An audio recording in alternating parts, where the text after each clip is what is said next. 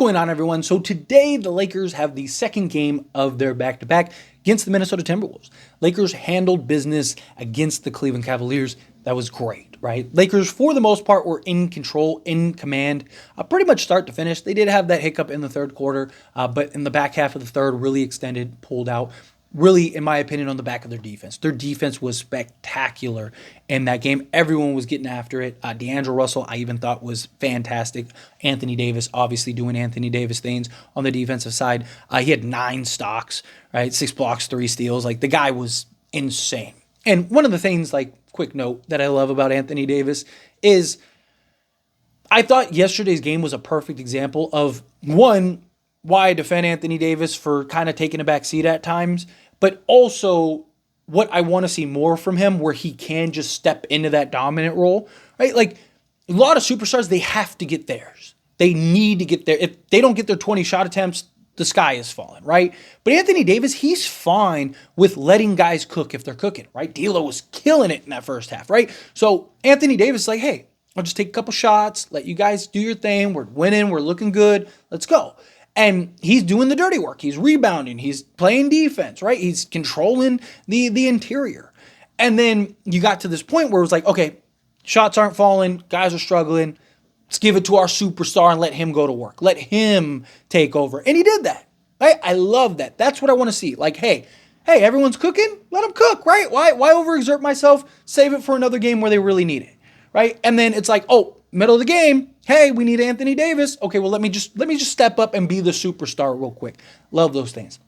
Love the defense. The offense obviously is elite. Something that I keep talking about. We got to find our defensive identity. Lakers appear to be finding that. Right? Top 6 defense right now over the last 7 games, not for the season, but last few games, they can keep building that momentum.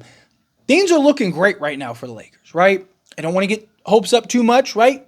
Keep calm expectations, cooler heads prevail. But Lakers are 9-1, last 10, right? Lakers are also playing excellent offense, excellent defense. Just got Gabe Vincent back. He's been a real factor. You've seen him just getting after it on the defensive side, which is brilliant. You love it. Jared Vanderbilt is supposed to get reevaluated at some point this week coming up, right? A lot of things. Lakers are just building that momentum leading into the play-in and potential playoffs, which would be nice, but you got to keep your foot on the gas. Can't take your foot off the gas at any moment, at any point, right? Now you're playing the Minnesota Timberwolves.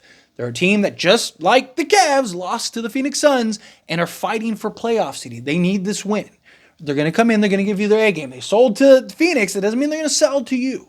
So you need to be prepared. It's a back-to-back, right? You got to be locked in. You got to be focused. LeBron James and Rui Hachimura have both highlighted that they plan and need to win every game the rest of the way. You sweep the board, I think the Lakers are in great shape. I think the Lakers would have a real shot at the 6th seed. Here's the thing, though, is that don't count on it. If it happens, great. There's a lot of dominoes that need to fall into place. But we also have a couple games besides the Minnesota game that really could have some impact. So the Lakers are the 8th seed right now, but only by the hair of their chinny chin chin. Need to start creating that separation from the Sacramento Kings. Sacramento, in a perfect world, they play the Brooklyn Nets. Can the Brooklyn Nets beat Sacramento? It's going to be tough. One, Brooklyn is not very good. They've kind of packed it in. They have no chance at making the play-in anymore. They're officially ruled out of the play-in. They are coming off of a back-to-back. Sacramento's desperate. It's probably an L.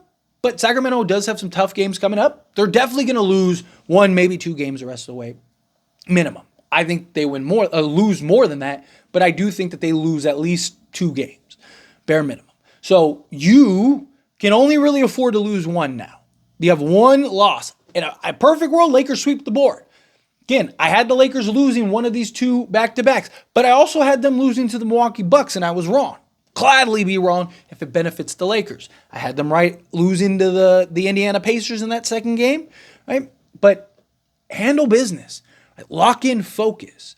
Now, one of the big questions, one of the big games is the Suns and the Pelicans. My opinion, I think that the Lakers need the Suns to beat the Pelicans. Because if the Lakers win, Pelicans lose, now the Lakers are tied for 7th. And all you have to do is win that game at the end of the season against the Pelicans, and guess what?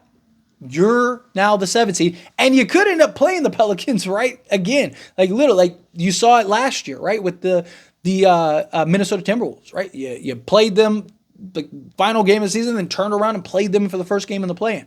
That very likely could happen again, this time with the Pelicans. Phoenix could lose to the Pelicans, and we still might not catch them.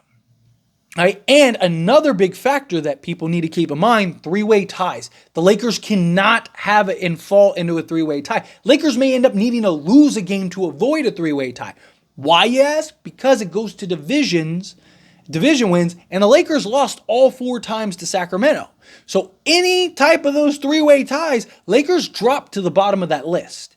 So Lakers could, let's say the Pelicans beat the Suns, and the Lakers end up in a three-way tie with, say, the Pelicans, the Suns, and the Lakers, guess what? Yes, the Lakers have tiebreakers, but they don't when it comes to divisions. So now a three-way tie, the Lakers could be in trouble in that regard. So to me, let the Suns beat the Pelicans. Then if you handle business with the Pelicans, you're not going to finish in a tie. And then you hope that the Suns end up losing to the Clippers twice and somebody else, and then now you can get that, and then if you tie with Phoenix, you leapfrog. That's probably best case scenario. Phoenix playing good basketball, though, right? To me, look, the Lakers need to hold up their end of the bargain. Teams are going to lose still. A lot of these teams still play each other, right? So these teams are going to continue to drop games. Sacramento is going to continue to drop games. The Pelicans are going to continue to drop games. You need to continue to hold up your end of the deal, right? If they lose to Minnesota today, don't panic. It's not like, oh no, Chicken Little, the sky's falling. But that's it. They lose that game, that's it.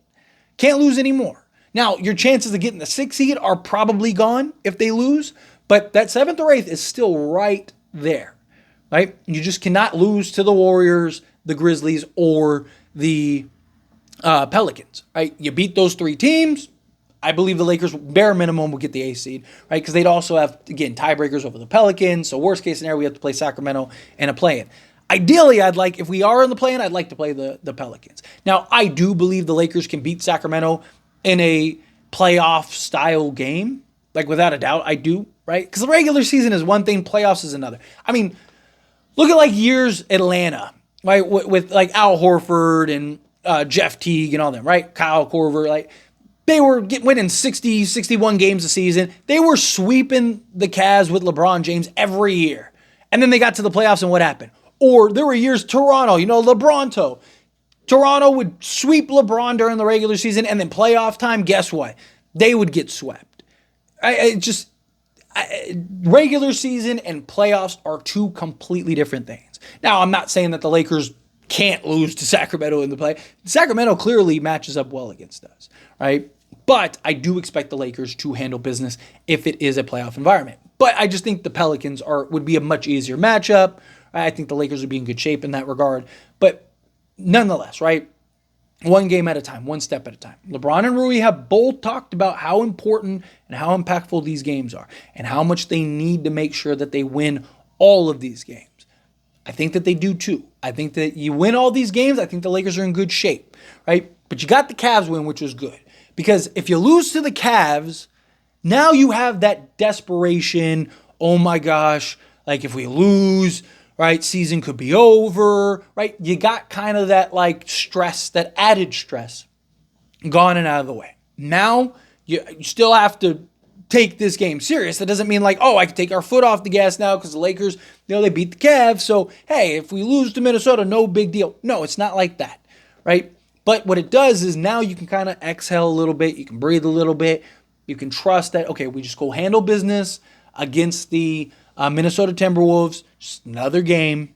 Play the right way. Play our game. And we're going to come out ahead. We're going to get this W at home. Right? These are the kind of things that are very important, very impactful. Lakers are in perfect prime position.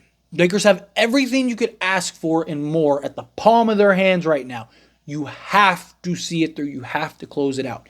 But I believe in the Lakers. As always, though, what do you think? It's discussion, so I want to hear from you. Let me know your thoughts and opinions down in the comments. What do you think? Do you believe in the Lakers? Do you think the Lakers handle business? Do you think the Lakers walk away with this W? Do you have your concerns? Like, no, they don't.